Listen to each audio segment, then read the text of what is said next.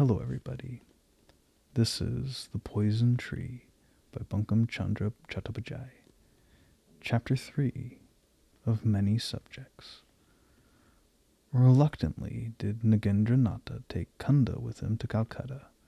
On arriving there, he made much search of her aunt's husband, but he found no one in Sham Bazar named Binod Ghosh.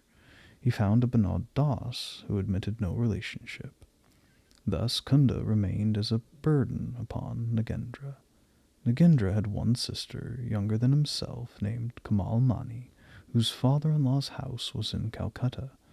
Her husband's name was Srish Chandra Mitra. Srish Babu was accountant in the House of Plunder, Fairley and Company. It was a great house, and Srish Chandra was wealthy. He was much attached to his brother-in-law. Nagendra took Kunda Nandini thither and imparted her story to Kamal Mani. Kamal was about 18 years of age. In features she resembled Nagendra. Both brother and sister were very handsome. In addition to her beauty, Kamal was famed for her learning. Nagendra's father, engaging an English teacher, had Kamal Mani and Surjamukhi well instructed. Kamal's mother-in-law was living, but she dwelt in Srish Chandra's ancestral home. In Calcutta, Kamal Mani was a house mistress. When he had finished the story of Kunda Nandini, Nagendra said, "Unless you will keep her here, there's no place for her. Later, when I return home, I will take her to Govindpur with me." Kamal was very mischievous. When Nagendra had turned away, she snatched up Kunda in her arms and ran off with her. A tub of not very hot water stood in an adjoining room, and suddenly Kamal threw Kunda into it. Kunda was quite frightened. Then Kamal, laughing, took some scented soap and proceeded to wash Kunda. An attendant, seeing Kamal thus employed, bustled up, saying, "I will do it, I will do it," but Kamal, sprinkling some of the hot water over the woman, sent her running away. Kamal, having bathed and rubbed Kunda, she appeared like a dew-washed lotus. Then Kamal, having robed her in a beautiful white garment, dressed her hair with scented oil, and decorated her with ornaments, said to her, "Now go and salute the Dada Babu, and return, but mind you do not thus to the master of the house. If he should see you, he will want to marry you." Nagendranatha wrote Kunda's history of Surjamukhi. Also, when writing to an intimate friend of his living at a distance, named Haradeb Gosal, he spoke of Kunda in the following terms: "Tell me what you consider to be the age of beauty in a woman." He will say after 40, because your Brahmini is a year or two more than that. The girl Kunda, whose history I have given you, is 13. On looking at her, it seems as if that were the age of beauty. The sweetness and simplicity that precede the budding time of youth are never seen afterwards. This Kunda's simplicity is astonishing. She understands nothing. Today she even wished to run into the streets to play with the boys. On being forbidden, she was much frightened and desisted. Kamal is teaching her, and says she shows much aptitude in learning, but she does not understand other things. For instance, her large blue eyes swimming ever like the autumn lotus in clear water, these two eyes may be fixed upon my face, but they say nothing. I lose my senses gazing on them. I cannot explain better. You will laugh at this history of my mental stability, but if I could place you in front of those eyes, I should see what your firmness is worth.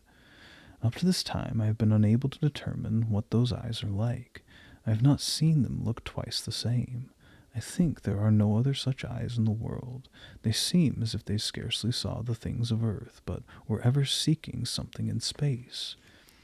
It's not that Kunda is faultlessly beautiful. Her features, if compared with those of many others, would not be highly praised. Yet, I think I never saw such a rare beauty. It is as if there were in Kunda Nandini something not of this world, as though she were not made of flesh and blood, but of moonbeams and the scent of flowers. Nothing presents itself to my mind at this moment to which to liken her. Incomparable being, her whole person seems to breathe peace. If in some clear pool you have observed the sheen produced by the rays of the autumn moon, you have seen something resembling her. I can think of no other simile. Sir Jamukhi's reply to Nagendra's letter came in a few days, and was after this manner. I know not what fault your servant has committed. If it is necessary you should stay so long in Calcutta, why am I not with you to attend upon you? This is my earnest wish. The moment I receive your consent, I will set out. In picking up a little girl, have you forgotten me? Many unripe things are esteemed. People like green guavas and green cucumbers, green coconuts are cooling. This low-born female is also, I think, very young, else in meeting with her, why should you forget me? Joking apart, have you given up all right over this girl? If not, I beg her from you. It is my business to arrange for her, and whatever becomes yours I have the right to share, but in this case I see your sister has entire possession. Still, I shall not vex myself much if Kamal usurps my rights. Do you ask what do I want with the girl? I wish to give her in marriage with Tara Charan. You know how much I have sought for a suitable wife for him. If Providence has sent us a good girl, do not disappoint me. If Kamal will give her up, bring Kunda Nandini with you when you come. I have written to Kamal also recommending this. I am having ornaments fashioned, and am making other preparations for the marriage. Do not linger in Calcutta. Is it not true that if a man stays 6 months in that city, he becomes quite stupid? If you design to marry Kunda, bring her with you, and I will give her to you. Only say that you propose to marry her, and I will arrange the marriage basket. Who Tara Charan was will be explained later. Whoever he was, both Nagendra and Kamal Mani consented to Sir Jamukhi's proposal. Therefore it was resolved that when Nagendra went home, Kunda Nandini would accompany him.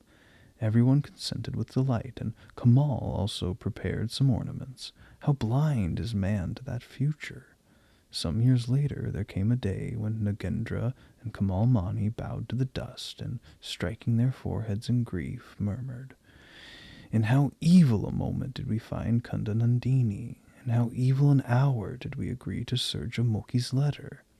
Now Kamal Mani, Sir Jamukhi, and Nagendra together have sowed the poisoned seed. Later they will all repent it with wailing." Causing his boat to be got ready, Nagendra returned to Govinpur with Kunda Nandini. Kunda had almost forgotten her dream. While journeying with Nagendra, it occurred to her memory, but thinking of his benevolent face and kindly character, Kunda could not believe that any harm would come to her from him. In like manner, there are many insects who, seeing a destructive flame, enter therein.